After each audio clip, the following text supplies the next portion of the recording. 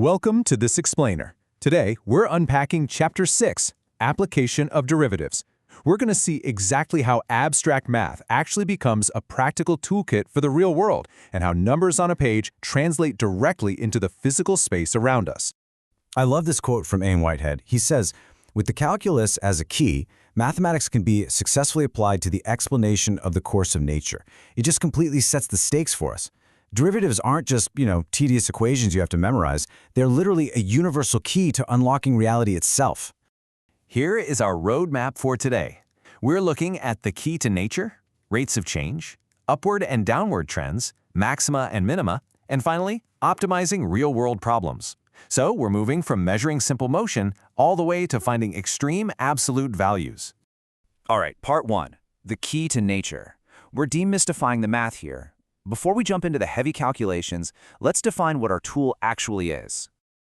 So fundamentally, dy by dx just measures how much one thing shifts when another thing shifts.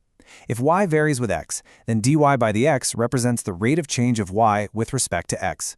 It's kind of like measuring how your distance changes over time when you're driving a car. It's really the mathematical heartbeat of change. Moving on to Section 2, Rates of Change, Measuring Things in Motion.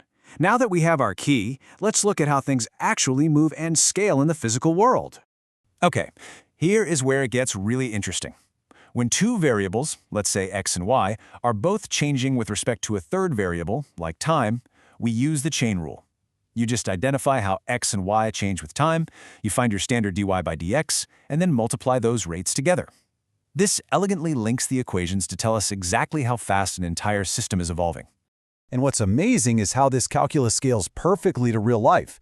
Whether you're measuring the expanding area of a ripple in a pond as its radius grows every second, or, say, stepping into a corporate boardroom to calculate the marginal revenue of a product from a complex total revenue equation, the exact same rule applies.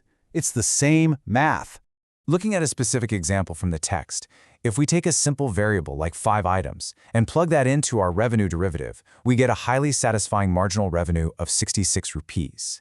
To put that into perspective, it anchors our abstract math directly to cold, hard business reality. I mean, this is literally how companies optimize their pricing. All right, Section 3, upward and downward trends, spotting the patterns. We've tracked the motion, but now we need to figure out the direction. Are things getting bigger or are they getting smaller? We can contrast these trends beautifully using our derivative tool. So, if your derivative, which we represent as f prime of x, is strictly greater than 0, your graph is climbing. It's an increasing function. On the flip side, if it's less than 0, you're heading down. It essentially acts as a foolproof compass for mathematical direction. Now, by finding exactly where that derivative hits 0, which is the precise moment it stops moving up or down, we can slice any complex graph into neat, observable intervals. We can map exactly where a trend rises and falls across a timeline. Honestly, it's like finding the exact moments the tide turns in the ocean. Which brings us to Section 4, Maxima and Minima, finding the absolute extremes. We are looking for the absolute limits of any given scenario. The highest highs and the lowest lows. The source text uses this wonderful geographical metaphor for this. Wherever a trend changes direction, you have a turning point.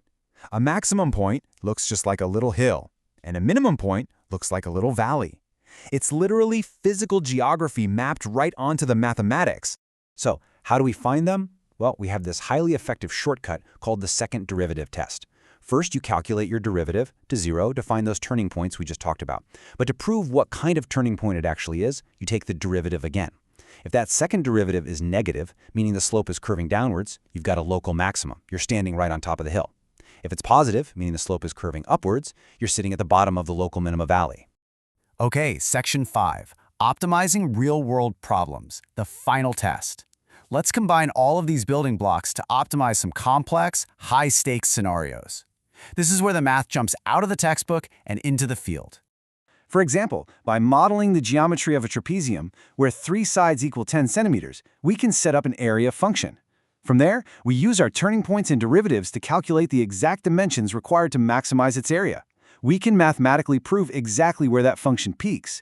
It's a real game changer for design and engineering. Let's look at a matter of survival from the text. Imagine a soldier is positioned at a fixed point on a grid, coordinates 1, 2. Meanwhile, an enemy Apache helicopter is flying along a predetermined flight curve y equals x squared plus 7. The ultimate question here is, what is the absolute minimum distance between them?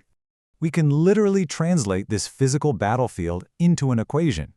By taking the helicopter's curved path and the soldier's fixed coordinates, we create a mathematical distance function. Then we just deploy our derivative toolkit to find the precise valley or minimum turning point on that curve. By running the second derivative test on that distance function, we find our absolute minimum. The calculus confirms that the helicopter gets no closer than exactly 5 units away. The math perfectly dictates the physical boundaries of the real world. No guessing, just absolute certainty.